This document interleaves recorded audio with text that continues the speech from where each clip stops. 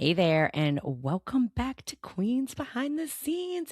I'm your host, Sharice Beckett, and today we are having a conversation that I think a lot of grown women need. I have my own hot take, but the internet has been carrying on again, of course. Everybody's upset. Everybody's reposting these clips. Everybody's acting like one quote from one successful woman is supposed to become law for every woman in America by noon. And respectfully, this is super unserious behavior. So, because different women in different stages of life, like we need different things, we need different advice, we have different needs. A 27-year-old woman splitting rent, trying to break into management, dating a man with potential, and she needs different advice than a woman managing a mortgage, investments, leadership pressure, aging parents, a husband asking what's for dinner because my husband's always asking what's for dinner while standing directly in front of the damn refrigerator. So I never understand that. Those are going to be different needs and different advice. And those are just different realities. And yet social media keeps pretending one size fits all wisdom exists and doesn't. And now here is the bigger issue, I think. People love taking advice from the extremes. I say this all the time. And I mean, I know social media is here for us to be entertained, but we take advice from the extremes. The billionaire, the celebrity founder, the woman with a private chef, 3 nannies, and a wellness retreat in Italy. And I'm going to tell you right now, all of those things sound amazing, right? But meanwhile, the median US household income is what? Well, it was about $83,730 in 2024. That means that half of households earn less than that. So the average American household is operating in a very different reality than the people dominating your feed. And that's per the Washington Post. So today we're going to be talking about why the most relevant advice often comes before the millions. Not because wealth is bad, because I think wealth is great. And I think, leaving generational wealth is even better.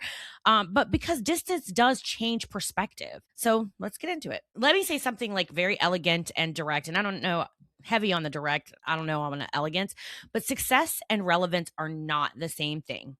They're just not. Someone can be wildly successful and completely irrelevant to your current season. That doesn't mean that they are wrong. It means that context matters. And I think that's what people miss when they react to that the public comments and dialogue that Emma Greed, I said her name wrong last week. Sorry, sis.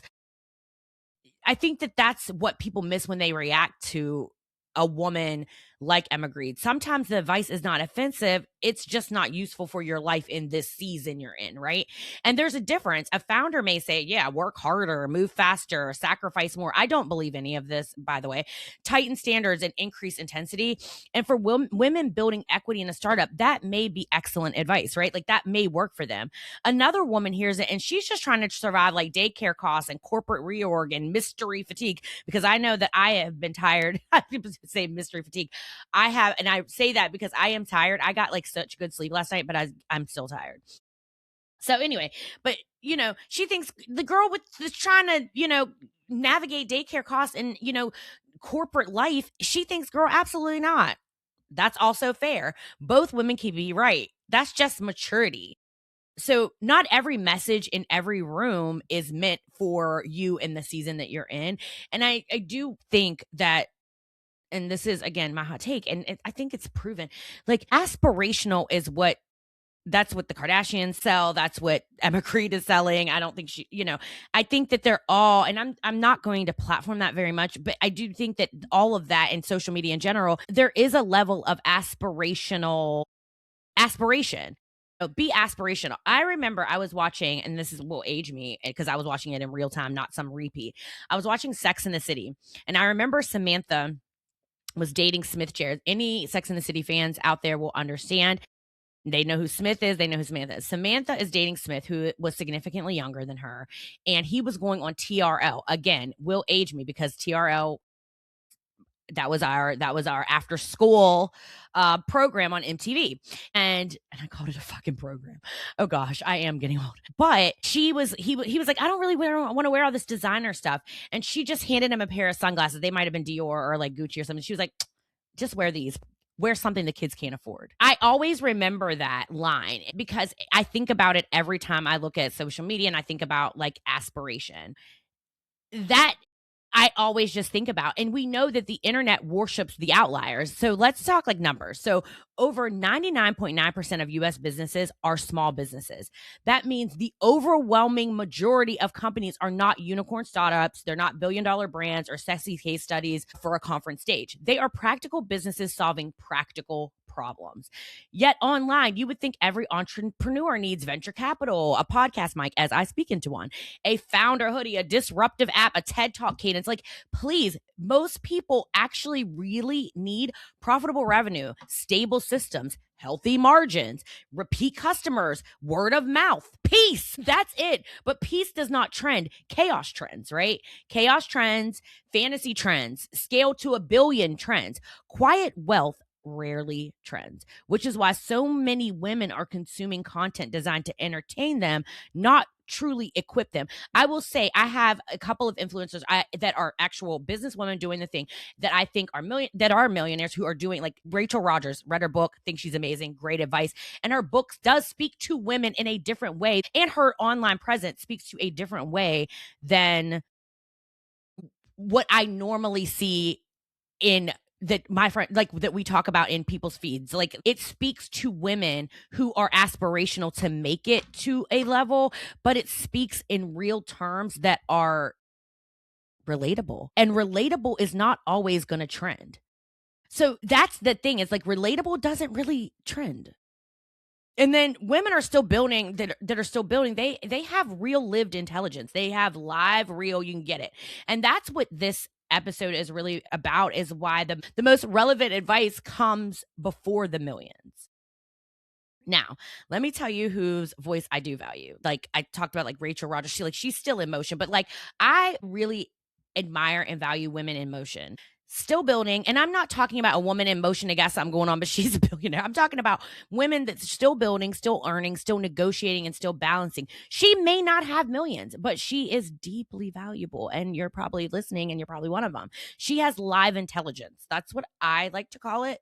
She knows what grocery costs are per month, and she sees the prices going up. She can afford them, but she understands. She knows what private school tuition looks like. She knows what executive pressure feels like. She knows what hiring freezes feel like. She knows what market volatility feels like. And she knows what it means to make strong money and still need strategy. That's the thing. You can make strong money and still need strategy. That woman is often more relevant than someone who got rich 15 years ago under different conditions. That's different, because conditions also matter. Timing matters. Stage matters, right? Like, and proximity matters. There are some stunts that people pull. I think about all of the little scandals and stuff that got people rich. Not, no names or anything here, but like, some of that shit just would not work right now.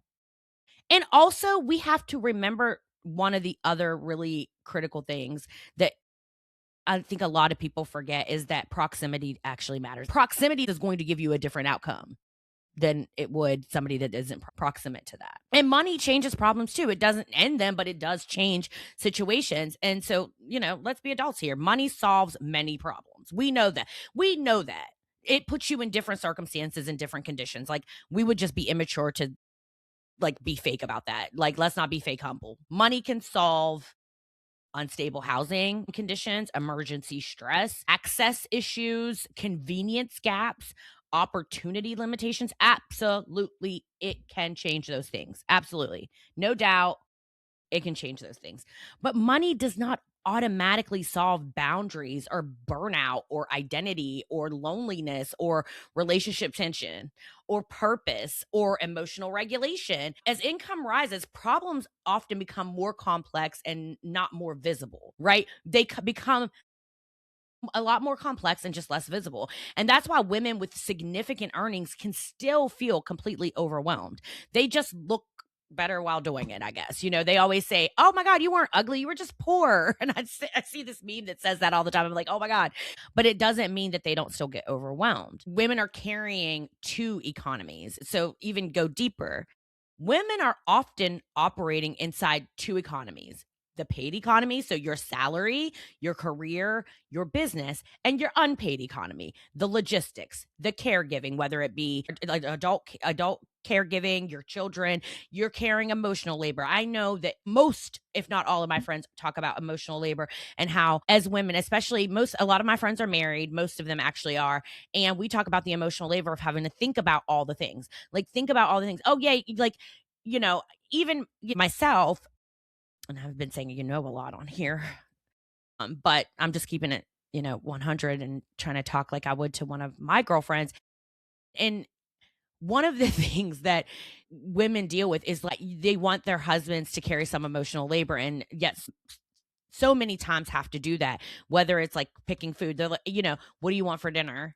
Is like a question I get all the time. My husband's gonna be like, what? But it is, he knows it. He asks all the time, what are we having for dinner? And I'm like, I don't even care. Can you just like pick something? But then he'll say, but if I pick it, you won't like it. Well, if you pick it, I won't have no choice. Just pick it. Even that can be emotional labor. And the remembering of all the things. And there are times when I'm sitting there, I'm like, did I remember? And then I'm like, then y'all wonder why the hell I talk to myself. I'm trying to remember all this shit. The planning. I plan most of our I plan all of our vacations. Let's keep it 100. Plan all of our vacations. I know most women do because honestly, let's keep it real. I don't want to stay in any hotel that my husband picks. So I'm going to plan it. And that's probably a little bit of the control part. But there's the other part of like, that about me. So why don't you pick something that's elevated like I like it? So we have our paid economy and the unpaid economy. And research consistently shows women continue to perform more unpaid caregiving and household labor than men on average. They do. So when a woman says she's tired, she may not mean weak. She may mean over allocated. She's over allocated. That is different. And that is why generic, just grind harder advice is often just nonsense. It really just is. Because if a woman is already managing a career, and this is myself, a career, a household, family obligations, personal wellness, image expectations, emotional management, then no, waking up at 4:15 a.m. to journal in linen may not be the breakthrough. And I journal at night, but still it may not be the breakthrough, right? She may need support. And so that's going to look different. She may need systems. She may need standards. She may need one weekend where nobody asks her for anything or to do anything or to nothing, none of it. This is going to sound so hilarious. Oh my gosh. One day, my husband was like, I'm going to hit softballs. My husband plays softball. He loves it. It's great. And he's like, I'm going to hit softballs and I'm taking Braylon with us. My son, he's young. He's young. Middle school. He'll be in high school next year. He's like, I'm taking Braylon. I'm like, oh my gosh, I'm going to have the house to myself. No one's going to ask me for a thing. I can sit down. I can watch whatever I want on the couch in the living room. I can eat whatever girl dinner I want. I can make my own little charcuterie. I had a whole plan. My husband, like, it was not even a half hour later, they come bopping back in the house all happy and shit. And I'm like, what happened? Why are you here? And he was like, oh man, the league came onto the field, so we had to leave. And I was like, damn it. And I carried on with my evening. And don't get me wrong, I absolutely adore my husband. He's amazing. But that time, and I don't really feel like I need to give a disclaimer about that. People need their time. And let's make it even more real, right? Recent labor market analysis found that since February 2025, Black women have lost over 297,000 jobs. Another 223,000 remain unemployed and were pushed out of the labor force in its entirety. So let's sit with that for a moment. Grind harder. So let's sit in that. That's not a motivation problem. That was not a mindset issue. That was not because women forgot how to go to work or work hard. That was labor market fragility. That's what that is. An unequal opportunity and structural pressure of showing up in real time. So some of those pieces of advice that y'all be taking on the internet just cannot relate to what your real life circumstances. So when people hand out simplistic success advice, like every woman is starting from the same place, I already know they are skipping reality. Many women are not lacking discipline or effort. They are trying to survive systems, structural barriers, and economic pressure in real time. That's the truth. And so I don't think the simplistic messaging is always beneficial to womanhood, period. And burnout does have data. It's not just vibes. Like, I'm feeling, I need to take a nap. Oh my God. Like, it's not, let's use receipts, some data. A recent Women in the Workplace report found that 60% of senior level women reported frequent burnout compared with 50% of senior level men. And among senior women newer to leadership roles, that number rose to 70%. Now, ladies, that is not laziness. It's not a lack of ambition. And we need to get real about that shit. That is structural strain. That is structural strain. So telling people to just, grind harder, go to the office, that is a very simple piece of advice, isn't supported by any data. Circumstances can put people in different situations that make their outcomes very different. And because of the way that we consume social media, women are looking at aspiration as instead of realistic outcomes. And I'm not saying that there is not a reality of you being a billionaire. Let's be fucking real. People come from the gutter and they get it out the mud all the time. Like, we see that. But we cannot start telling people things that have true structural harm when we know that people start in different places because their circumstances are extremely different. And I don't like giving just plain simple ass advice to folks when we know that the data and the structure does not support that shit. And that's where I get annoyed. And so if women leaders are like burning out at these levels and somebody's advice is simply just work harder, I'm going to assume they're moisturized, but they're uninformed. Like, period. Because respectfully, real leadership requires prioritization, delegation, emotional steadiness, boundaries, recovery, not just caffeine and captions. And I'm sick of it. Why do people love billionaire advice? I'm going to tell you why. And I listen. Let me tell you something. I'm going to be the first one to tell you, and I might get some flack for this, and I don't really care. I think Kim Kardashian is a hustler, and I respect her. I will say that to the nth degree. I always say that. I think she is. I respect her. I think she is nonstop. She works really hard, but she also has support. And so people love billionaire advice because it just feels magical. It feels like if I copy her habits, maybe I get her life. But many billionaire habits are downstream of billionaire resources. So their billionaire habits require some downstream billionaire resources. There's a difference between discipline and infrastructure. We know that. If someone has household staff, executive assistants, elite childcare, private transportation, teams managing logistics, then their 5 a.m. routine may be less impressive than advertised. Right? I said what I said. Some routines are powered by support systems, not a superior character. I'm just saying. Like, I think it looks very different than what's advertised. I just do. And women need to know the difference. And I think that we speak in the abstract so much that it does feel magical when you're looking. I mean, now it seems like my whole feed is like political because I'm just always concerned with what is happening in our country, and now everything is like political, which I love to be informed about that, but I got to be careful about that shit too because consuming that gets me angry, and but women need to understand that difference. So what higher earning women actually do need, and let me speak to women doing well, not just surviving, doing well. You often need advice because I will say that's the section of women that I generally appeal to.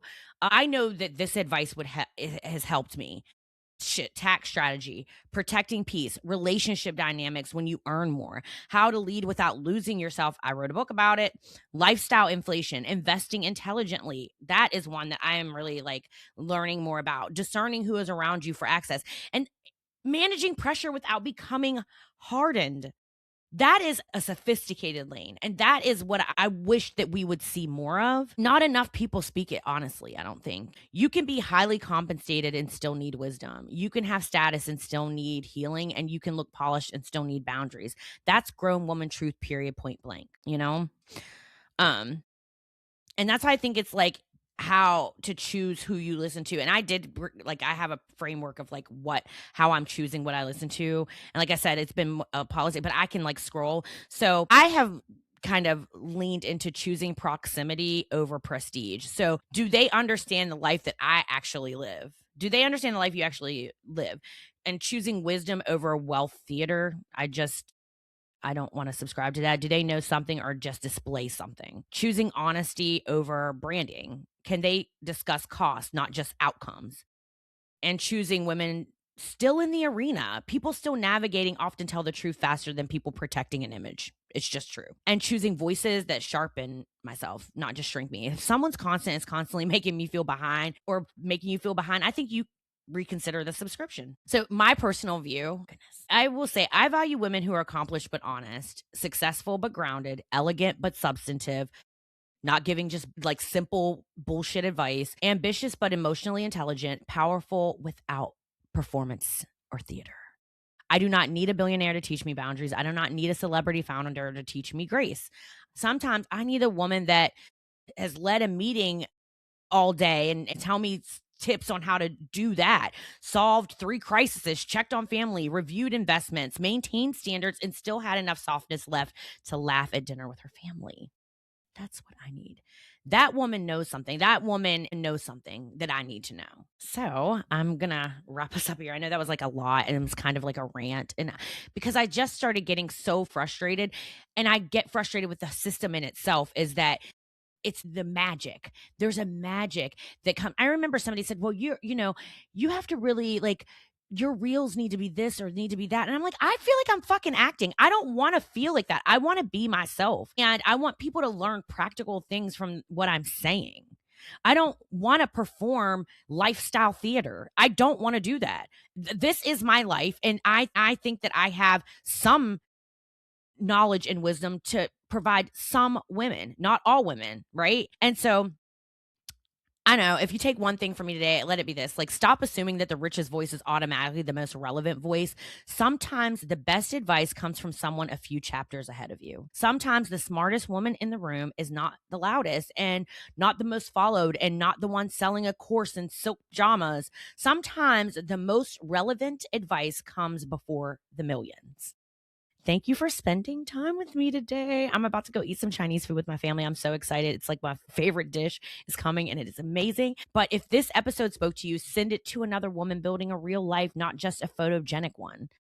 And remember, Wednesdays is Corporately Speaking, Thursdays is Queens. I'll see you next week. I'm so excited about next week. We are moving into mental health month, and I will be talking. I'm going to try to get my best friend. She's the therapist for the show. I'm going to try to get her back on here. She's great, and she's a real woman living her real daily life and her real truth. And I just think that's so admirable. So until next time, thank you for joining me.